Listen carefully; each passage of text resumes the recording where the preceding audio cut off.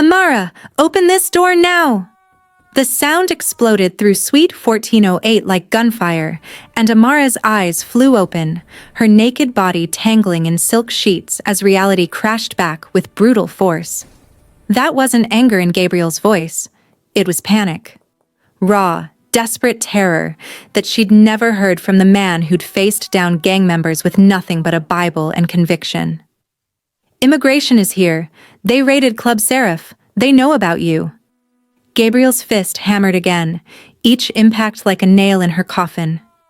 Jason called me. They have your photo. Your fake documents. Amara, they're in this building. Leon was already moving, a predator responding to threat, pulling on pants while his other hand reached under the mattress for something that made Amara's blood freeze. A gun, sleek and black. The kind of weapon that said he'd used it before. Get dressed. Now. His voice could cut diamonds. Leon, what? Move. He grabbed her clothes from the floor, shoving them at her while moving to the door, every muscle coiled and ready. How did he get past my security? Your security ran? Gabriel's voice cracked. Immigration officers. They're checking every room. Amara, I don't care what you've done. I don't care that you're in there with that demon. But if they find you... Voices erupted in the hallway. Korean, sharp, official. The unmistakable sound of doors being pounded on, occupants being questioned. Suite 1406. Suite 1407. They were coming. Before we find out if Amara escapes, if you haven't watched chapters 1 and 2 of this story, stop right here and go watch them now. You need to see how one forbidden moment led to this nightmare.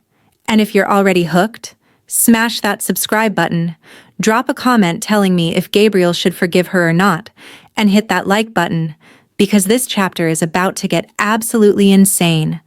Your support keeps these stories coming. Now let's see if she makes it out alive. Amara's hands shook so badly she could barely pull her dress over her head. Her mind was screaming. Immigration, fake passport, deportation, prison. Everything she'd built, every sacrifice Gabriel had made, every desperate choice that led her to this moment, about to collapse because she'd let desire override survival. Leon moved to the door, gun lowered but ready, his ear against the wood. How many? At least 6 officers, maybe more in the lobby. Gabriel's maintenance uniform cap was visible through the peephole. He'd disguised himself as hotel staff. I told them I was checking the water pressure. They let me through, but they're searching every suite and... Suite 1408, final room on this floor. A woman's voice, cold and bureaucratic, speaking English with a thick accent. Subject is female, 19, African national. Visa expired 6 months ago. Employed illegally at... Go! Gabriel hissed. Service exit, end of the hall. I propped the door. Now! Leon grabbed Amara's wrist, yanking her toward the door, but she froze. My phone. My things. Leave them. His grip was iron. Everything in this room is evidence now. He threw open the door, and they burst into the hallway. Gabriel in his janitor costume, looking 10 years older than yesterday. Leon shirtless with a gun. Amara barefoot in a dress that screamed what she'd been doing all night. For one horrible second, uncle and lover locked eyes, and the devastation on Gabriel's face was worse than any words. Service exit. Gabriel turned and ran, limping. When had he started limping? Toward a gray door at the hallway's end. They haven't secured the back yet, but we have maybe 30 seconds. Stop! Immigration enforcement. 2 officers rounded the corner from the elevator bank, a man and woman in dark uniforms, hands moving to their belts. Not guns, tasers, restraints, the tools of capture rather than kill, but just as terrifying. Run! Leon shoved Amara forward, positioning himself between her and the officers, and she stumbled after Gabriel's retreating form. Behind them, Leon's voice switched to rapid Korean, smooth and authoritative, the kind of tone that said, I own people like you. The officers hesitated, just for a second, but a second was enough. Gabriel slammed through the service door and Amara crashed after him into a concrete stairwell that reeked of industrial cleaner and desperation. Leon followed, door slamming shut, and immediately wedged something, his belt, through the handle, buying them seconds. Down! All the way down? Gabriel was already taking stairs 2 at a time despite his limp, one hand on the railing, the other clutching his chest like his heart might give out. Service exit goes to loading dock. There's a gap in their perimeter. How do you know their perimeter? Leon demanded, gun still in hand, both of them thundering down after the old man who somehow was faster than either of them. Because I watched them set it up. Gabriel's voice echoed in the stairwell. I've been in that lobby since 3 a.m. I saw everything. I saw you bring my niece into this place like she was merchandise. Above them, the service door exploded open, the belt giving way. Footsteps, shouts, radio chatter. They kept running. 4th floor, 3rd floor, 2nd. Amara's bare feet slapping concrete, her lungs screaming, her mind unable to process any of this. 12 hours ago she was serving drinks. Now she was fleeing immigration with a crime lord and her pastor uncle in a janitor costume. Ground floor. Gabriel hit the exit bar and they burst into a loading dock area where morning sun cut through like accusation. A delivery truck idled nearby, driver smoking and completely uninterested in their drama. Gabriel pointed to a gap between dumpsters. Through there. Alley. My car is 2 blocks north, behind the... Leon grabbed his shoulder, spinning him around. Your car? They'll have your plates. Your registration. Every camera between here and wherever you're parked already has you. Then what do you suggest? Gabriel's eyes were wild, decades of faith unable to prepare him for this moment. Call one of your criminal friends? Add more sin to this disaster? I suggest you trust that I've escaped worse than immigration raids. Leon's jaw was set. My driver is 3 minutes out. We get to street level, There! Officers poured from the service exit, 6 of them now, spreading out across the loading dock with practiced efficiency. Leon didn't hesitate. He grabbed Amara's hand and ran, dragging her toward the gap between dumpsters, Gabriel stumbling after them with that terrible limp. The alley was narrow and reeking, garbage bags piled like obstacles, and Amara's bare feet found every piece of broken glass, every sharp edge, pain shooting up her legs but fear driving her forward. Stop! You're making this worse! The female officer's voice echoed behind them, professional but edged with frustration. Miss NDI, we just want to talk. If you run, we add evading enforcement to your charges. Don't stop, Leon commanded, his grip on her wrist bruising. They're lying. The moment they have you, you're in custody, then deportation. Then it's over. They burst from the alley onto a side street where early morning Seoul was just waking up. A woman opening her shop, a man walking his dog. Normal people living normal lives who stopped and stared at the barefoot girl. Shirtless man with a gun, and limping pastor in a janitor costume sprinting past like their lives depended on it. Because they did. Gabriel wheezed, clutching his side. I can't keep... Yes, you can. Leon's voice was steel. He shoved the gun into his waistband, grabbed Gabriel's arm and half dragged, half carried him forward. 2 more blocks. My car will be there. Move. Amara looked back. 4 officers had followed into the alley, 2 more circling around from another direction. They weren't shooting, weren't even drawing weapons, but their radios crackled with coordinates and descriptions and the net was tightening. This is insane! Amara's voice cracked. We can't outrun the police.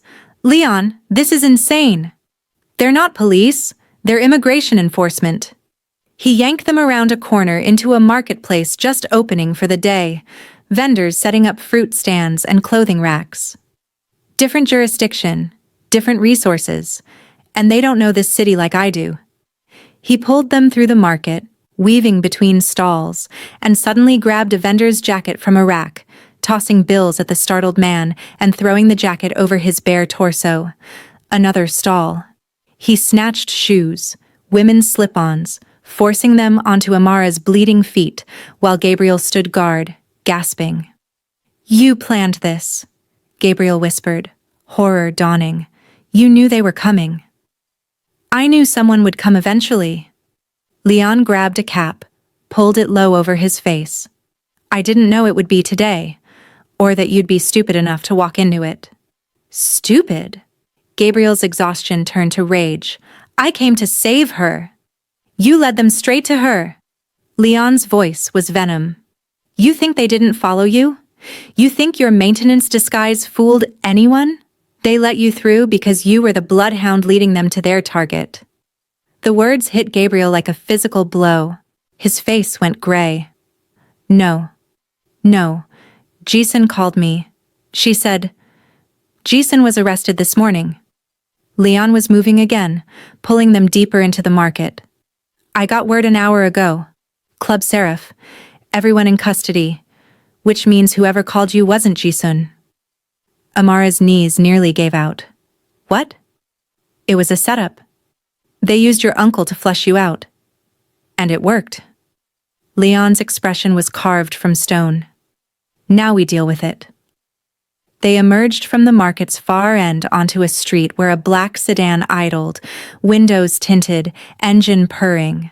The driver, a young Korean man in a suit, barely blinked as they piled in, Gabriel in front, Leon and Amara in back. The car pulled away smoothly, no screeching tires, no movie drama, just professional efficiency that spoke of practice. For 30 seconds no one spoke. Just ragged breathing, the adrenaline crash starting to hit. Then Gabriel turned around, his face a mask of betrayal and rage and something that looked like grief. "Club Seraph." His voice shook. "All this time, you told me you worked at a restaurant."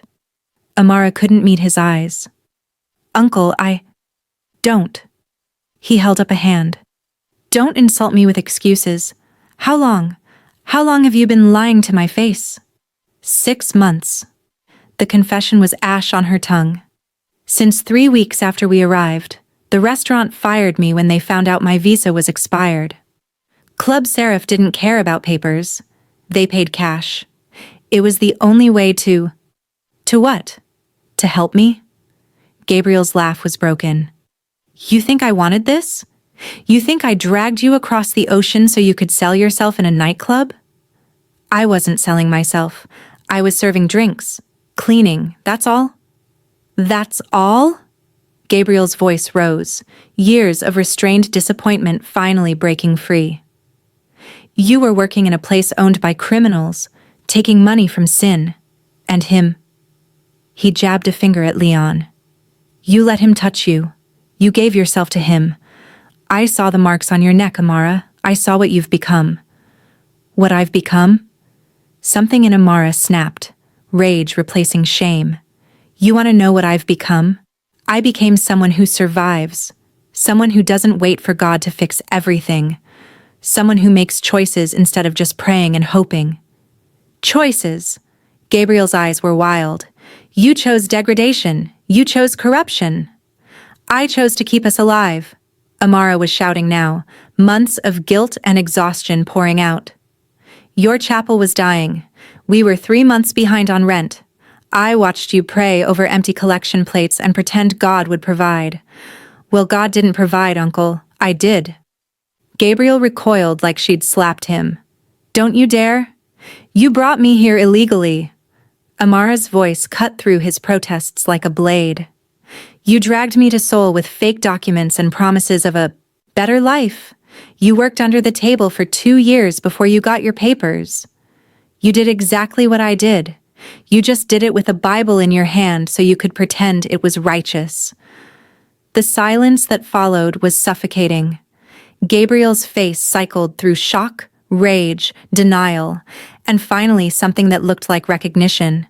His mouth opened, closed, opened again. "That was different," he finally whispered. I was building something holy, a chapel, a community, a lie. Amara's voice was cold now, something fundamental breaking between them. You built it on the same illegal foundation you're condemning me for. The only difference is you convinced yourself God approved. Gabriel's hand moved before Amara saw it coming, a sharp, stinging slap across her face that snapped her head to the side and left her cheek burning. The sound echoed in the car's confined space like a gunshot, and for a moment, time stopped. Leon's hand shot out, gripping Gabriel's wrist with enough force to make the older man gasp. Touch her again. Leon's voice was death itself, and I'll break every bone in your hand. Let go of me, demon. Gabriel tried to pull away, but Leon's grip was iron. I'm the demon? Leon's smile was cold. You just struck a 19-year-old girl who's done nothing but sacrifice for you. Who's the demon here, Pastor? Gabriel's eyes filled with tears, but his voice remained hard. She dishonored herself. She dishonored our family. She survived. Leon released his wrist with contempt. Something you clearly can't handle. Amara touched her burning cheek, something inside her crystallizing into clarity. Her uncle had hit her. The man who'd raised her, who'd preached about love and forgiveness, who'd read her bedtime stories about Jesus blessing the children, had struck her for choosing herself. The hypocrisy was so thick she could choke on it. Stop the car, she said quietly. The driver glanced at Leon, who nodded. The sedan pulled to the curb in a quiet residential area, morning light filtering through trees that probably cost more than Gabriel's entire chapel. Amara, what are you? Gabriel started. Get out. Her voice was steady now, empty of emotion. You came to save me, Uncle, thank you. You got me away from immigration, thank you. But I don't need saving anymore. I need you to leave. I'm not leaving you with him. Gabriel's voice cracked. Can't you see what he is? What he's doing to you? What I see, Amara said, each word deliberate, is a man who didn't hit me. A man who didn't call me a whore. A man who didn't pretend his sins were holier than mine. Amara, please. Gabriel reached for her hand, but she pulled away. You taught me that love keeps no record of wrongs. That love doesn't strike. That God forgives 70 times 7. Tears streamed down her face now, but her voice never wavered. Where was that love when you hit me? Where was that forgiveness when you called me degraded? Where was God when you chose judgment over mercy? Gabriel's face crumpled. I was angry. I was terrified. I thought I'd lost you. You have lost me. The words came out hollow. Not because of Leon. Not because of Club Seraph. But because you couldn't love me through my mistakes the way you expect God to love you through yours. Leon's phone buzzed. He glanced at it, his expression darkening. We need to move. Immigration called in reinforcements. They're sweeping the district. Gabriel looked at Amara one last time, desperate. If you stay with him, you're choosing damnation. You know that, don't you? You're choosing a life of sin and blood money, and I'm choosing myself. Amara's voice broke but held firm. For the first time in my life, I'm choosing what I want. Not what you want. Not what God wants. Not what's holy or pure or righteous. Just what I want. And what do you want? Gabriel's question was barely a whisper. She looked at Leon. Dangerous, complicated, powerful Leon who'd corrupted her and protected her in equal measure. Then back at her uncle. Broken, hypocritical, loving Gabriel who'd saved her and caged her all at once. I want to not be deported. I want to not be arrested. I want to figure out who I am when I'm not performing for you or God or anyone else. She took a shaking breath. And right now, she gestured at Leon, is the only person who can give me that. Gabriel's shoulders sagged, defeat written across every line of his face. He looked suddenly ancient, the weight of failure crushing him. then I've failed you. As a guardian, as a pastor, as family. No, Uncle. Amara's voice softened slightly. You gave me everything you could. It just wasn't enough. And that's not your fault. It's just reality. Gabriel opened the car door slowly, stepping onto the quiet street like a man walking to his execution. Before he closed it, he turned back one final time. When this falls apart, and it will, child, because everything built on sin eventually falls, don't come to the chapel. I won't be able to look at you without seeing my failure. The door closed with a soft click. They watched him limp away down the street, maintenance uniform rumpled, cap askew, the man who'd brought her to Seoul disappearing into the morning shadows like a ghost. The driver pulled away without being asked, and silence filled the car. Amara stared at her hands, at the shoes Leon had stolen for her, at anything except the man sitting beside her who'd just watched her destroy the most important relationship in her life. You didn't have to defend me, she said finally, against him. Yes, I did. Leon's voice was quiet. No one hits you. Not him. Not anyone. Even though he's right? That you're corrupting me? Using me? Leon was silent for a long moment. Then, is he right? I don't know. Amara finally looked at him. Am I just another girl to you? Another conquest? Is this... She gestured between them. Even real, or am I just entertaining until you get bored? His expression was unreadable. You think I orchestrate immigration raids and risk my security for entertainment? I think you're good at making people feel special when you want something from them. And what do I want from you? That's what I'm asking. Leon leaned forward, speaking to the driver in Korean. The man nodded, turning down a side street. Then, Leon turned back to Amara, his dark eyes searching her face like he was making a decision. Immigration isn't your biggest problem right now, he said carefully. That's fixable. Money, connections, forged papers. I can handle all of that. Then what is my biggest problem? Whoever set you up this morning, whoever called your uncle pretending to be Ji-sun, whoever wanted you flushed out of that hotel. His jaw tightened. Someone is hunting you, Amara, and they're using you to get to me. Her blood went cold.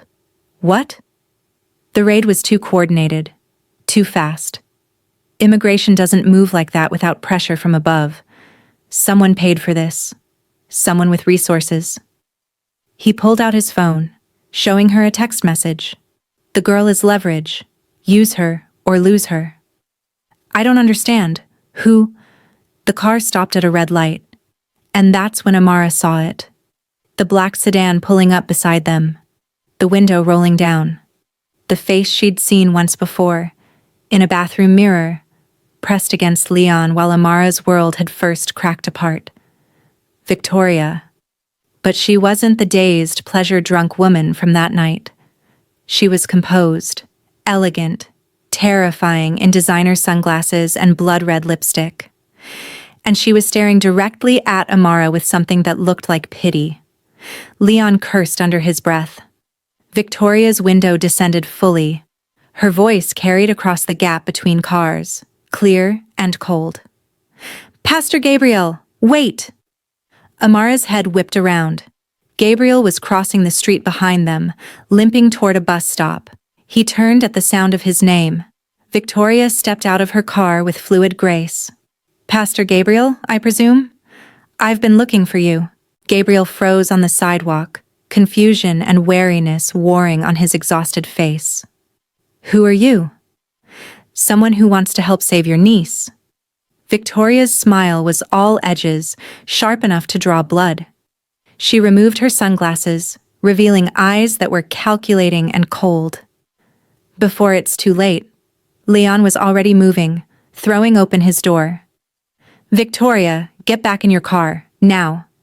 She ignored him completely, her focus locked on Gabriel like a predator who'd finally cornered wounded prey. My name is Victoria Chen, and I think you and I need to have a conversation about the man who's currently holding your niece hostage. Hostage? Gabriel's voice cracked. What are you talking about? Don't listen to her.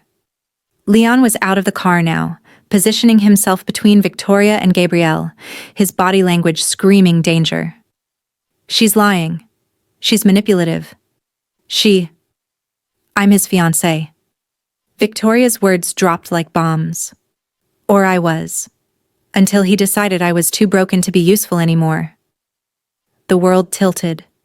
Amara's hand found the door handle, pushing it open, stumbling onto the street on shaking legs. What? Victoria's eyes shifted to her, and something that might have been genuine sympathy flickered across her face. Oh, sweetheart, he didn't tell you? Of course he didn't. That's Leon's specialty. Omission masquerading as honesty. Victoria, I'm warning you. Leon's voice was pure threat. Warn me? She laughed, bitter and sharp. What are you going to do, Leon? What you did to me? What you did to Sarah before me? What you did to Min Jun before her? She turned back to Gabriel, whose face had gone ashen. Your niece isn't the first vulnerable girl Leon Kang has rescued. She's just the newest. That's not... Leon started, but Victoria spoke over him. Let me guess his pattern, Pastor. She was desperate, working illegally, vulnerable. And he appeared like salvation itself, offering protection, making her feel seen, special, chosen. Victoria's voice was clinical now, a surgeon cutting away lies. He seduced her slowly, made her feel like she was making her own choices, when really he was orchestrating every step. And now she needs him, really needs him, because suddenly immigration is after her. Suddenly she has no options. Suddenly he's the only thing standing between her and deportation. Gabriel's eyes widened with horrified understanding. You set up the raid. No. Victoria's voice hardened. Leon did. Or one of his people did. That's how this works. Create the crisis. Become the solution. Own the girl completely. Amara. Leon turned to her, his expression more open than she'd ever seen it. Don't believe her. She's bitter. She's vengeful. She's telling the truth. Victoria pulled out her phone, scrolling quickly. Sarah Kim, 19, worked at Club Seraph 3 years ago. Visa problems. Leon helped her. 6 months later, she disappeared. Official story? Returned to China voluntarily. Real story? She showed the screen to Gabriel. A missing person poster. No one's seen her since. Amara felt sick. Leon? Sarah went back to China. I helped arrange it. I gave her money. Connections. His voice was strained, defensive in a way she'd never heard. Minjun Park. Victoria swiped to another photo. A young woman. Beautiful. Scared-looking. 20. Immigration problems. Leon's protection. Overdosed on pills 8 months later. Coroner said suicide, but the autopsy showed bruises consistent with... Enough! Leon's roar silenced the street. You want to destroy me? Fine. But don't use dead girls to do it. Min Jun's death was tragic. It was addiction. It was mental illness. It wasn't your fault? Victoria's eyes blazed. You controlled every aspect of her life, Leon. You isolated her from everyone who cared about her. You made her dependent on you for everything. Papers, money, housing, protection. And when she tried to leave, when she tried to get clean without you, mysteriously her immigration status became a problem again. Mysteriously her safe house got raided. Mysteriously she ended up back in your bed.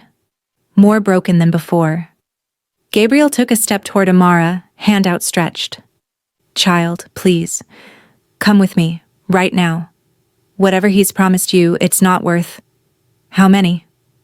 Amara's voice cut through, hollow and distant. She was looking at Leon, searching his face for the truth. How many girls before me?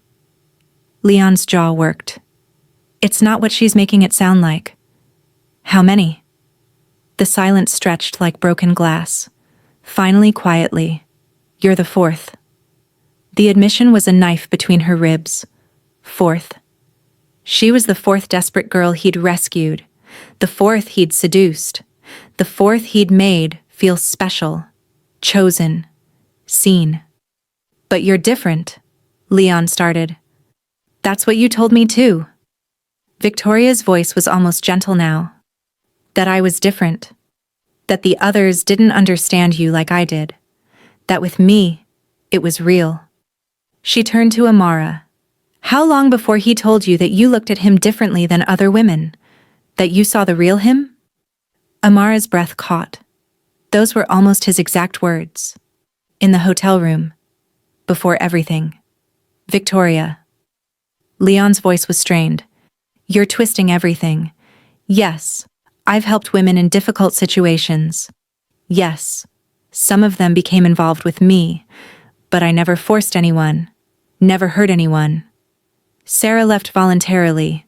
Minjun's death was a tragedy I had nothing to do with. And you. His voice softened dangerously. You left because you wanted to, not because I made you. I left, Victoria said, each word precise, because I found out about the others, because I realized I wasn't special. I was a type, young, desperate, illegal, grateful. She looked at Amara. You think he chose you because you're beautiful or interesting or different. He chose you because you're vulnerable. Because vulnerability is his currency. This is insane. Amara backed away, her mind reeling. You're insane. You're just a jealous ex who... I'm trying to save your life. Victoria's mask cracked, revealing something raw beneath. Because no one saved mine, no one warned me, and by the time I figured it out, I'd lost 2 years, my family, my self-respect, and... Her hand moved to her stomach, an unconscious gesture. A baby that Leon said wasn't convenient for his business right now. The implication hung in the air like poison gas. Gabriel's voice shook. Amara, get in my car, please. We'll figure out the immigration situation together. Legal help lawyers, I'll sell the chapel if I have to, but please. She's not going anywhere with you. Leon's hand moved to Amara's wrist, that familiar possessive grip. You hit her. You abandoned her. You have no right. And you have rights? Gabriel's fear transformed into righteous fury. You orchestrated this entire situation. You're the reason immigration came after her. I protected her from immigration, Leon shot back. You created the threat so you could be the solution, Gabriel roared. That's what she's telling us. That's your pattern. Amara looked between them. Victoria with her knowing eyes and tragic past, Gabriel with his desperate love and clenched fists, Leon with his beautiful lies and dangerous truths. 3 people, 3 versions of reality, and she was the prize they were fighting over. A siren wailed in the distance, growing closer. Victoria's expression shifted to alarm. Immigration. They tracked the car. She looked at Amara one last time. You have about 90 seconds to decide who you trust. Choose carefully. Because one of these men is trying to save you, and one is trying to own you. And I promise, you'll only figure out which is which after it's too late. She slid back into her car, window rising. Oh, and Leon? Tell her about the insurance policy. Tell her why you really need her dependent on you. Tell her about the Kang family succession rules and what happens to men who can't prove stability through marriage. Her smile was vicious. Tell her she's not just a girl, she's a business arrangement. The car pulled away, leaving chaos in its wake. The sirens were closer now. Maybe 30 seconds. Gabriel extended his hand. Amara, please. Leon's grip on her wrist tightened. Don't believe her. I can explain everything, but not here. Not now. Trust me. Just one more time. 20 seconds. Her phone, Leon's driver must have grabbed it from the hotel, buzzed in her pocket. A text from an unknown number. Immigration is a distraction. The real threat is what Leon owes the Yakuza, and what he promised them you'd help pay back. Run. 10 seconds. Amara looked at Leon's face. Was that fear in his eyes? Guilt? Or just the stress of the moment? 5 seconds. She made her choice. And pulled away from both of them, running in the opposite direction, toward the narrow alley between buildings, toward the only person she could trust anymore. Herself. Behind her, both men shouted her name. She didn't look back. The screen faded to black. If you need to know what happens next, if you're desperate to find out whether Victoria was telling the truth, whether Leon can be trusted, whether Amara survives on her own, smash that subscribe button right now. Drop a comment with your theory. Is Leon a monster, or is Victoria lying? Is Gabriel a savior or a controller? And hit that like button because Chapter 4 is going to tear your heart out and you do not want to miss it. This story is just getting started, and the truth is darker than anyone imagined.